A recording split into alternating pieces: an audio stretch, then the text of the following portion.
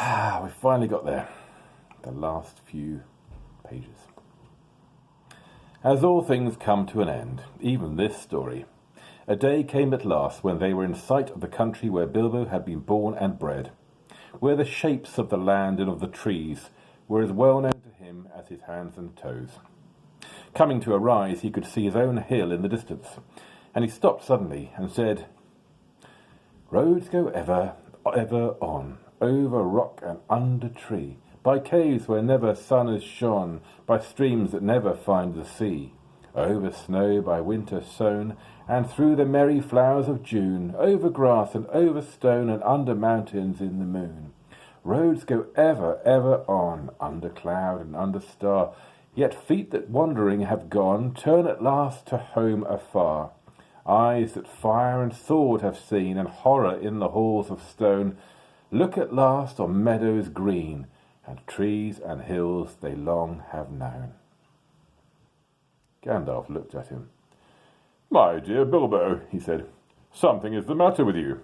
You are not the hobbit that you were." And so they crossed the bridge, and passed the mill by the river, and came right back to Bilbo's own door. "Bless me, what's going on?" he cried.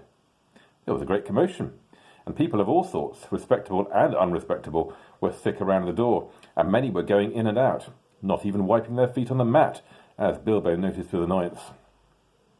If he was surprised, they were more surprised still. He had arrived back in the middle of an auction. There was a large notice in black and red hung on the gate, stating that on June the 22nd, Messrs. Grubb and Burrows would sell by auction the effects of the late Bilbo Baggins, Esquire of Bag End, Underhill, Hobbiton. Sale to commence at 10 o'clock sharp. It was now nearly lunchtime, and most of the things had already been sold, for various prices from next to nothing to old songs, as is not unusual at auctions. Bilbo's cousins, the Sackville Bagginses, were in fact busy measuring his rooms to see if their own furniture would fit. In short, Bilbo was presumed dead, and not everybody that said so was sorry to find the presumption wrong. The return of Mr. Bilbo Baggins created quite a disturbance, both under the hill and over the hill, and across the water. It was a great deal more than a 9 days' wonder. The legal bother, indeed, lasted for years. It was quite a long time before Mr. Baggins was in fact admitted to be alive again. The people who had got specially good bargains at the sale took a deal of convincing, and in the end, to save time, Bilbo had to buy back quite a lot of his own furniture. Many of his silver spoons mysteriously disappeared and were never accounted for. Personally, he suspected the Sackville Bagginses. On their side, they never admitted that the returned Baggins was genuine, and they were not on friendly terms with Bilbo ever after. They really had wanted to live in his nice hobbit hole so very much. Indeed, Bilbo found he had lost more than spoons. He had lost his reputation. It is true that forever after he remained an elf friend, and had the honour of dwarves, wizards, and all such folk as ever passed that way, but he was no longer quite respectable. He was in fact held by all the hobbits of the neighbourhood to be queer, except by his nephews and nieces on the Took side. But even they were not encouraged in their friendship by their elders.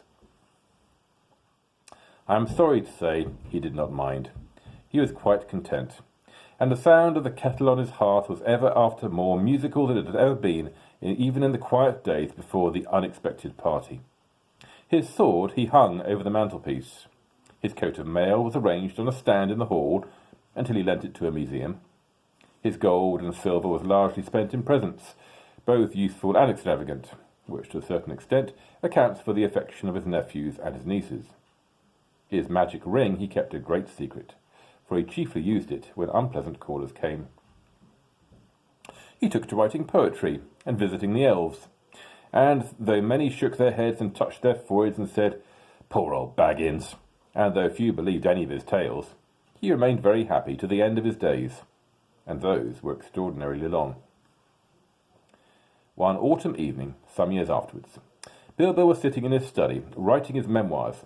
He thought of calling them There and Back Again, a Hobbit's Holiday, when there was a ring at the door. It was Gandalf and a dwarf, and the dwarf was actually Balin. Come in," said Bilbo, and soon they were settled in chairs by the fire. If Balin noticed that Mr. Baggins's waistcoat was more extensive and had real gold buttons, Bilbo also noticed that Balin's beard was several inches longer, and his jewelled belt was of great magnificence. They fell to talking of their times together, of course, and Bilbo asked how things were going in the lands of the mountain. It seemed they were going very well.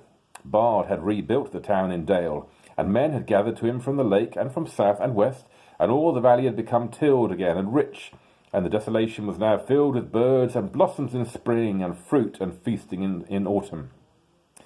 And Lake Town was refounded and was more prosperous than ever, and much wealth went up and down the running river, and there was friendship in those parts between elves and dwarves and men.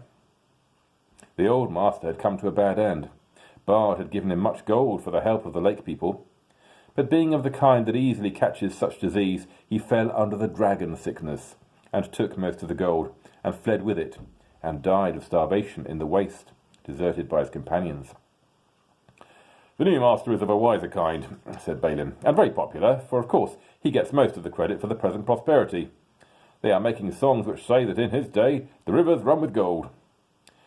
Then the prophecies of the old songs have turned out to be true, after a fashion, said Bilbo. Of course, said Gandalf, and why should they not prove true? Surely you don't disbelieve the prophecies because you had a hand in bringing them about yourself? You don't really suppose, do you, that all your adventures and escapes were managed by mere luck, just for your sole benefit? You are a very fine person, Mr. Baggins, and I am very fond of you. But you're only quite a little fellow in a wide world, after all.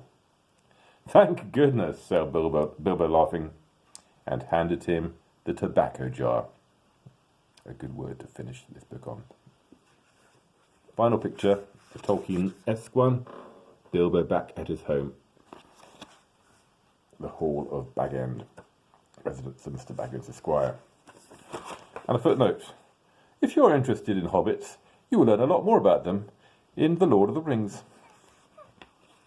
In case you hadn't realised. Yay! Hobbit is done! Okay, so I'm just going to leave books aside for the time being, except for the other one I'm reading at the moment, Dust and Glory, my Lent book, and I'm going to keep that going to the end of Lent. Maybe by then we'll be nearly free of lockdowns and I shall stop boring people. Have a good day.